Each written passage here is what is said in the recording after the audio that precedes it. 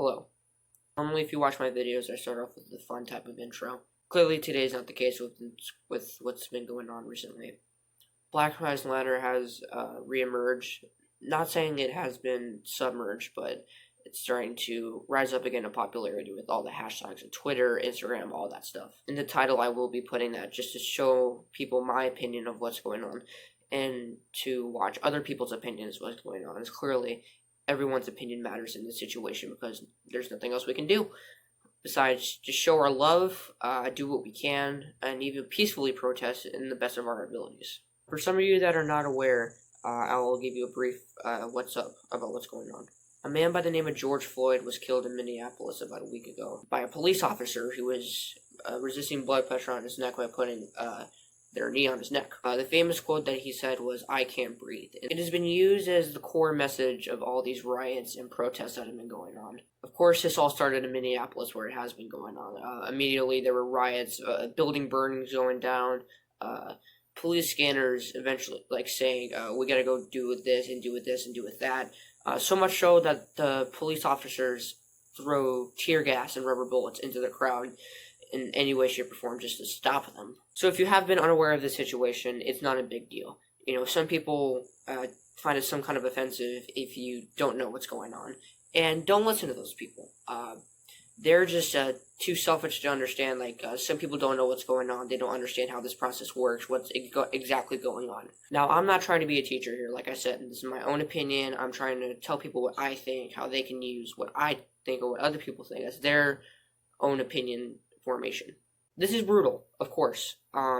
It started from a peaceful protest to rioting to people looting stuff that they don't necessarily need, and another act of protest against these police officers. Considering the fact that an issue like this occurred in 2016, where the Black Lives Matter started to rise again, more than anything, people are starting to get upset about this whole issue. For us people in Arizona, riots have been starting to go on. So much so that the governor had put a curfew for at least 1 week starting right now at 8 p.m. Mountain Time, Pacific Time. So it's pretty brutal. I have been told by friends and family that any looters or rioters show up to your place of home or whatever, if you tell them get out and they refuse to leave, it's a proper action for self-defense, shoot on sight, or whatever you decide to do. Do I condone these actions of shoot on sight? No. I don't believe that it has to go any further than it needs to. Do I think it's necessary? That might have to be the case.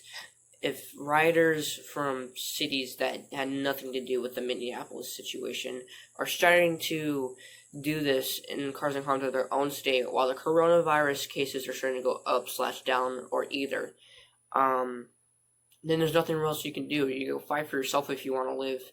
If you truly believe you want to make the world a better place, start by doing it with you and then help make it other people different. The one thing I do want to bring up is the peaceful protesters, ones who are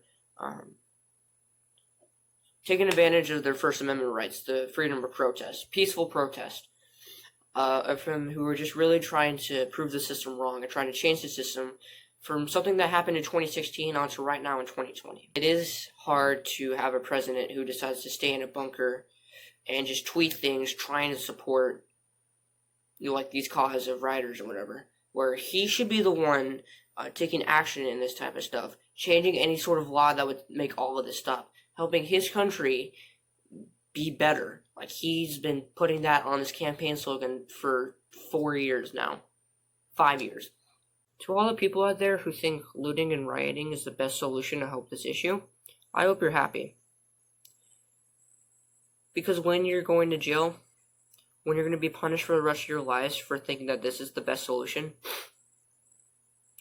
while you're endangering people, making things worse, harming police officers that are supposed to protect you, you are endangering a society that's been trying to cope with a pandemic that's been going on for 3 months now. People who are already scared for their health being, people who are thinking that things will never be better again. They'll never get to see their friends again. They'll never go outside, go to school again, relive those childhood memories, never walk across the stage on graduation, never play a game of baseball, football, tennis, volleyball, basketball ever again.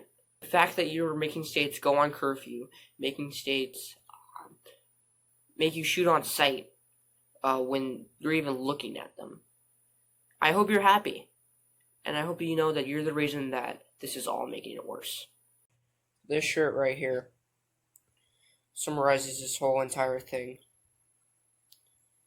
Vindictive, corrupt Americans. What happened to the country I love? What happened to the so-called best country in the world? We all thought 2016 was going to be one of the worst years. 2019 cheered it all up. 2020 burned it to the ground.